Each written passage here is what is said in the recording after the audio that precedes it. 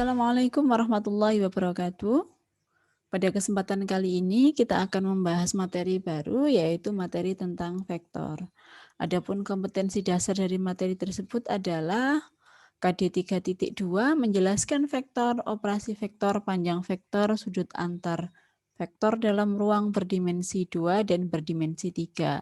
Serta KD 4.2 menyelesaikan masalah yang berkaitan dengan vektor, operasi vektor, panjang vektor, sudut antar vektor dalam ruang berdimensi 2 dan berdimensi 3. Baiklah, sebelum kita bahas konsep dari vektor, kita coba bicara dulu tentang vektor dalam kehidupan sehari-hari.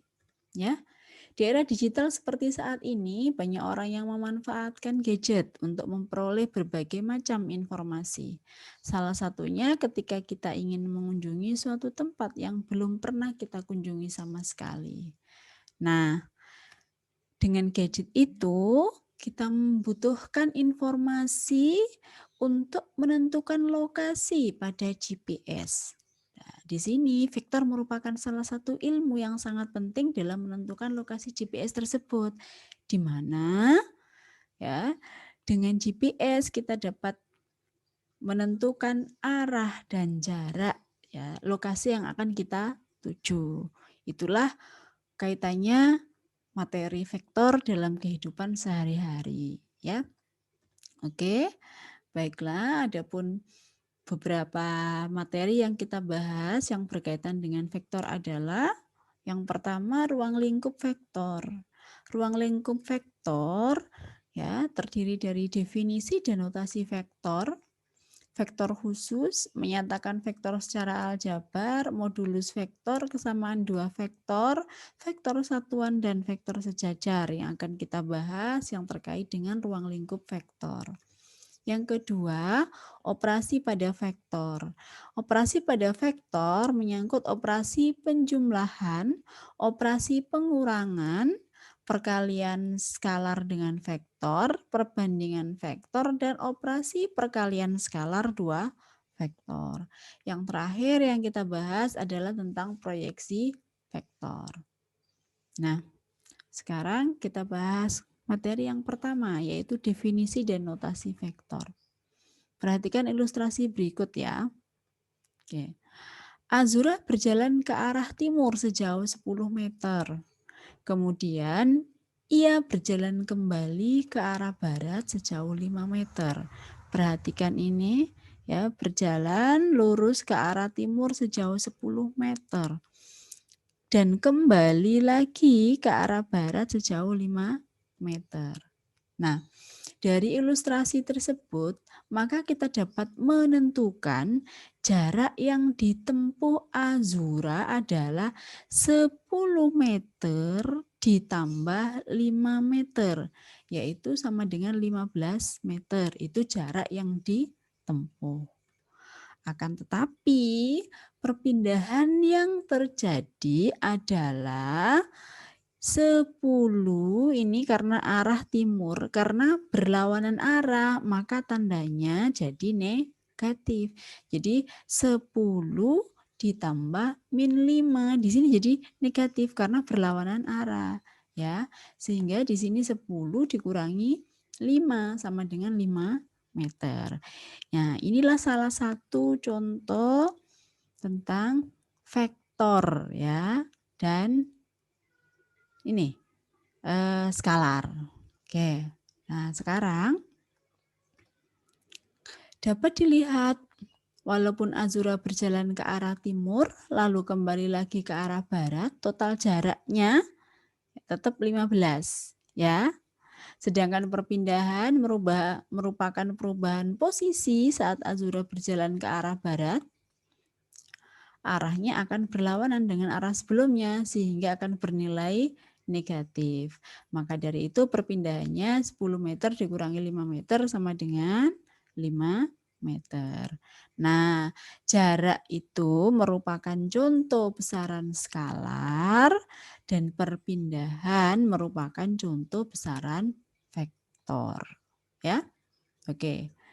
Nah, sekarang apa perbedaan dari vektor dan skalar tadi?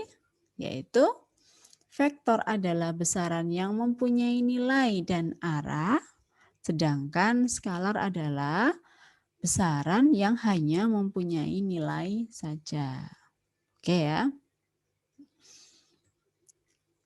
Berikutnya, ya, selain dari perpindahan tadi, ada beberapa contoh besaran yang termasuk vektor, diantaranya ada kecepatan, percepatan gravitasi, medan magnet, gaya, dan lain sebagainya.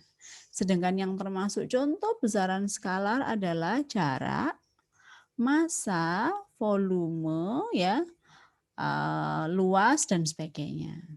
Oke. Secara geometris, vektor dapat dinyatakan sebagai ruas garis berarah. Ya. Di situ ada ruas garis PQ dengan titik pangkal vektornya adalah P dan titik ujungnya adalah G. Nah, maka vektor dengan titik pangkal P dan titik ujungnya G dapat dituliskan dengan PQ, ada garis panah di atasnya, masing-masing hurufnya ditulis dengan huruf kapital. Atau dapat ditulis dengan huruf kecil, di atasnya dikasih tanda panah. Nah, selain itu, penulisan vektor bisa ditulis dengan huruf kecil dicetak tebal, ya, dicetak tebal. Nah, ini misalkan A, P atau Q ini sebuah vektor, ya. Nah, atau dengan tanda panah di atasnya. Kalau pas pengetikan ini bisa ditebalkan, ya. Oke. Itu cara penulisan vektor.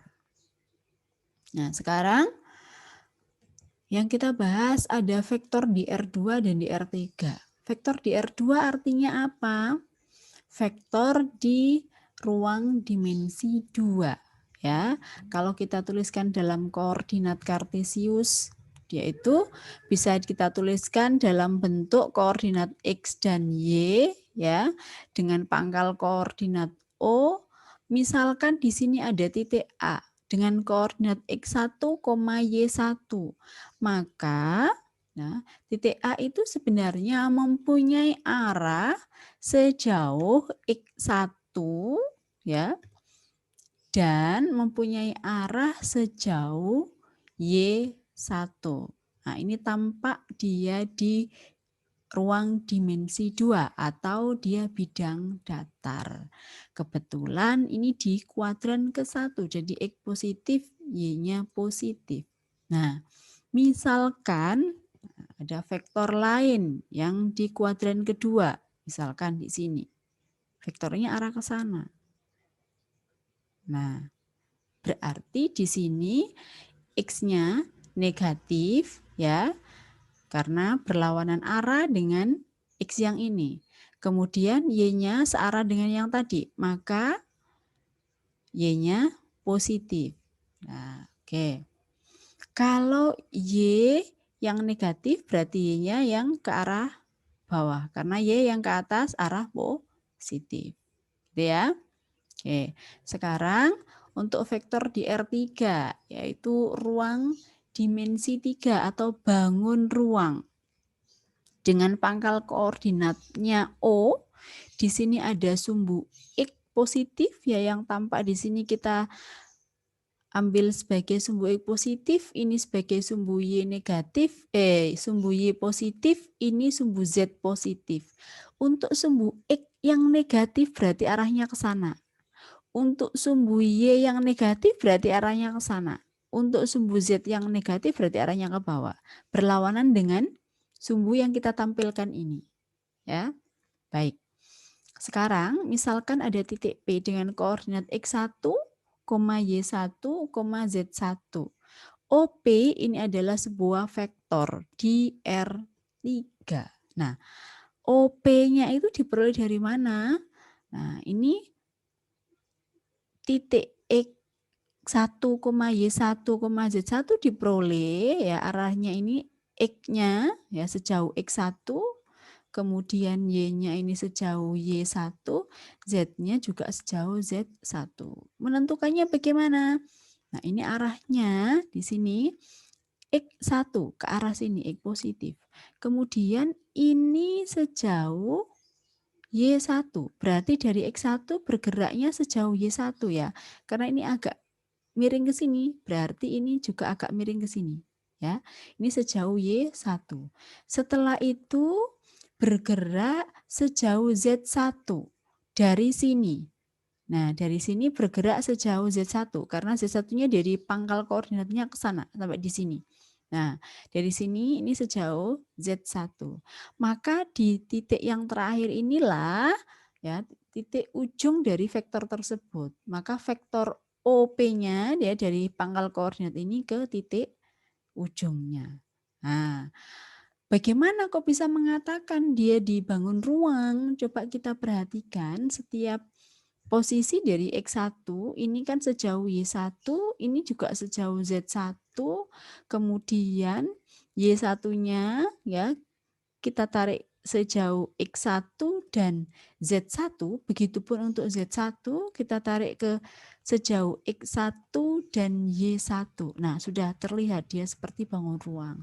Tinggal ini kita buat garis yang sejajar. Nah, sudah kelihatan OP merupakan diagonal ruang. Gitu ya. Oke. Nah, untuk menuliskan vektornya di sini ya. Tadi penulisan vektornya dari pangkal koordinat pangkal vektor ke ujung vektor ya. Ya, ditulis dengan huruf kapital OA. Nah, di sini koordinat titiknya X1, Y1. Kemudian yang ini vektor OP ya, pangkalnya O di sini ujungnya P. Koordinat titiknya X1, Y1, Z1. Ini vektor di R2 dan di R3. Bagaimana kalau X-nya negatif? Arahnya berlawanan dengan ini, berarti arahnya ke sana. Y-nya negatif ke kiri, Z-nya negatif ke bawah. Gitu ya. Oke. Sekarang kita masuk ke vektor-vektor khusus. Nah, ada beberapa vektor khusus. Di antaranya yang pertama vektor 0. Apa sih vektor 0 itu? Vektor 0 adalah vektor yang besarnya 0 satuan dan arahnya tak tentu. Misalnya vektor AA, BB, CC. Nah, dimulai dari titik A, diakhiri titik A. Dimulai dari titik B, diakhiri titik B. Dimulai dari titik C, diakhiri titik C. Nah, dari penulisan ini bisa kita simpulkan bahwa vektor 0 itu merupakan sebuah titik ya. Nah, dilambangkan dengan O, ini tanda panah di atas. Itu vektor 0 ya. Vektor 0 baik di bidang ini R2 maupun pada ruang yaitu R3 digambarkan sebagai sebuah titik ya, bergeraknya dari A ke A, B ke B, C ke C. Oke. Yang kedua, vektor basis. Vektor basis adalah vektor yang besarnya satu satuan dan arahnya searah dengan sumbu-sumbu koordinat. Maksudnya apa? Vektor tadi kan besaran yang mempunyai arah ya, mempunyai nilai dan arah. Nilainya satu satuan. Nah, ini satu satuan, panjangnya satu satuan. Dan arahnya searah dengan sumbu koordinat. Karena di R2 sumbu koordinatnya adalah sumbu X dan sumbu Y. Maka vektor satuan yang searah dengan sumbu X ya, dikasih simbol I. Sedangkan yang searah dengan sumbu Y kita namakan J. Ya. Oke. Sekarang yang di R3 juga sama.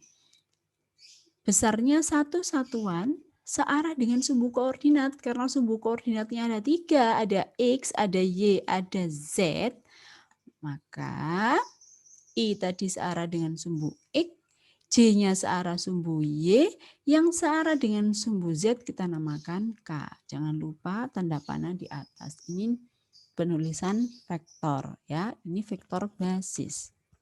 Nah, sekarang berikutnya vektor posisi suatu titik. Vektor yang titik pangkalnya merupakan titik asal koordinat atau titik O. Dan titik ujungnya ada di suatu titik tertentu, itu namanya vektor posisi. Nah, vektor posisi dari titik A pada R2 dan R3, contohnya di sini, ini di R2, ya. Vektor posisi di R2, ini vektor posisi di R3, ya. Nah, ini sebarang titik P pada kedua bidang dapat menjadi vektor posisi apabila ditarik dari titik O ke P. Selain dari OA ini kan OA, ya. OA ini sebuah vektor, maka kita bisa tuliskan vektor posisinya A begini. Ini OA, kita bisa tuliskan vektor posisinya ini. Seandainya ada titik P di sini. Ini X1 itu di sini X1 Y1, ini X2, Y2 misalkan. Nah, maka vektor posisinya, nah ini dari O ke P. Oke. Nah, bisa kita tulis P di sini. Ini vektor posisi, ya. Vektor yang ditarik dari pangkal koordinat ke titik tertentu itu namanya vektor posisi. Oke. Sekarang hubungan vektor AB dengan vektor-vektor posisinya. Perhatikan gambar ini. OA mempunyai vektor posisi A, ya. OB mempunyai vektor posisi B ini. Nah, sekarang dari ujung A ke ujung B kita tarik sebuah vektor baru. Nah, ini bisa kita tulis menjadi vektor AB kan? Nah, ini vektor AB. Vektor dari pangkalnya, ya. Pangkalnya ini pada ujungnya vektor A kan gitu ya. Oke, kemudian ujungnya vektor AB pada ujung vektor OB. Nah, sekarang perhatikan bahwa jika vektor A dilanjutkan dengan vektor AB, ini OA, dilanjutkan ke AB, dia akan bertemu di titik ujungnya vektor OB. Ya, jadi A ditambah AB akan bernilai sama dengan OB atau vektor posisi dari B ini. Nah, kalau demikian, karena vektor tersebut memiliki titik pangkal dan ujung yang sama, diperoleh vektor A ini vektor posisi ditambah vektor AB sama dengan B.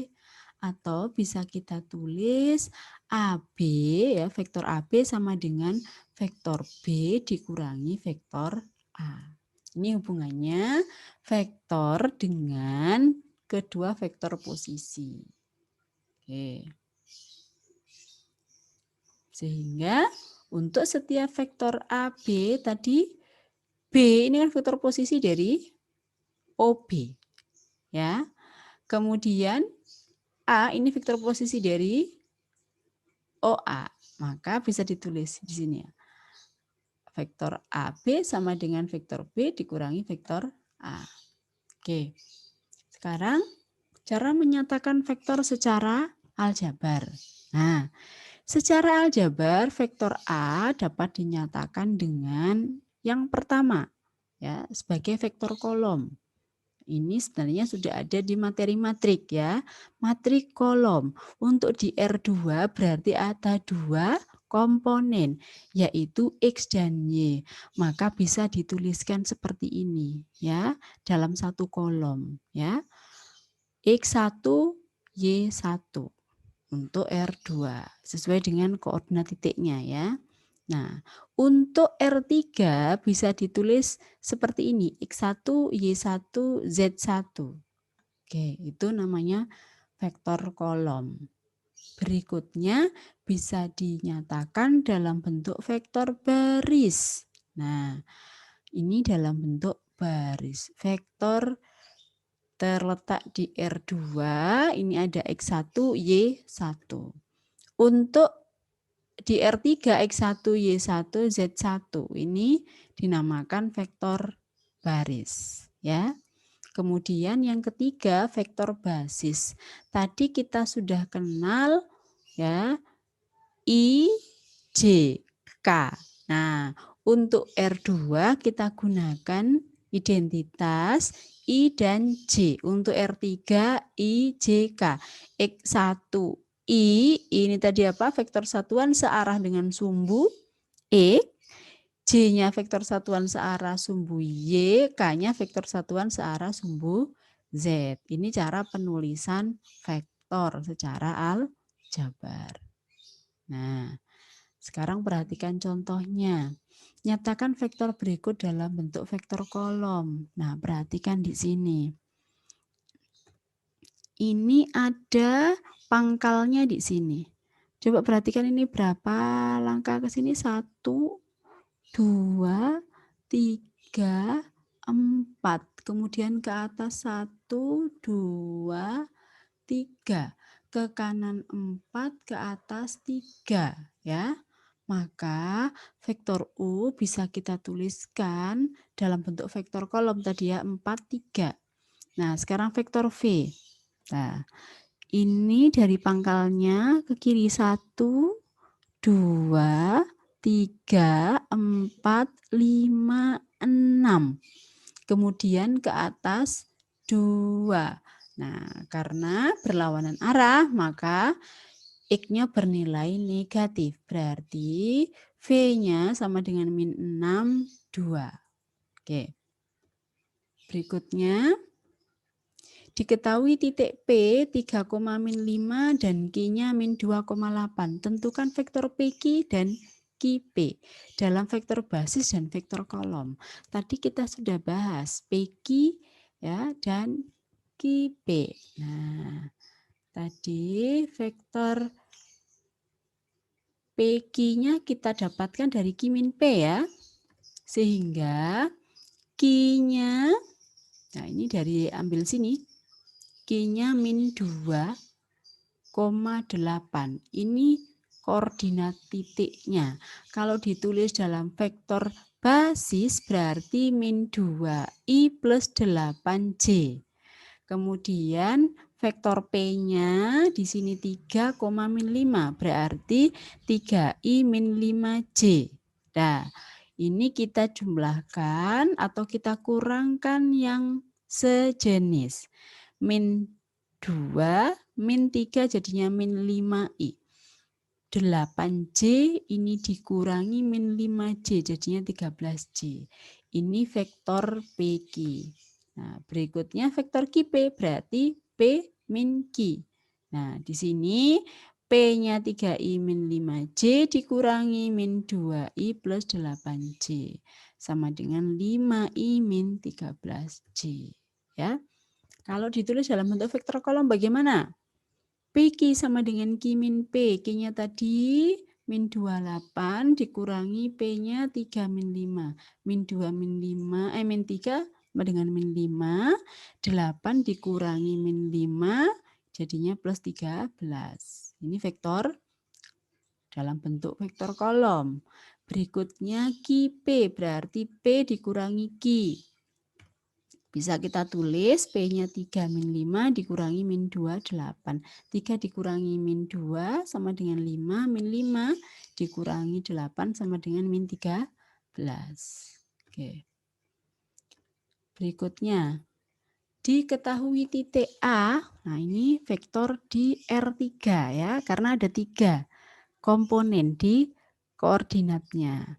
Titik A-nya min 6, min 8,6, B-nya 7, min 2,5, tentukan vektor BA.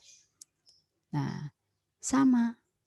BA sama dengan A min B, berarti min 6, min 8, 6 dikurangi 7, min 2, 5, sama dengan min 6, min 7, min 13, min 8, min dari min 2, jadinya plus ya di sini. Ya. Ini min 8 ditambah 2 min 6 6 dikurangi 5, 1. Ini vektor BA ya, untuk R3. Demikianlah pembahasan materi kita kali ini. Saya cukupkan sekian, mudah-mudahan bermanfaat. Assalamualaikum warahmatullahi wabarakatuh.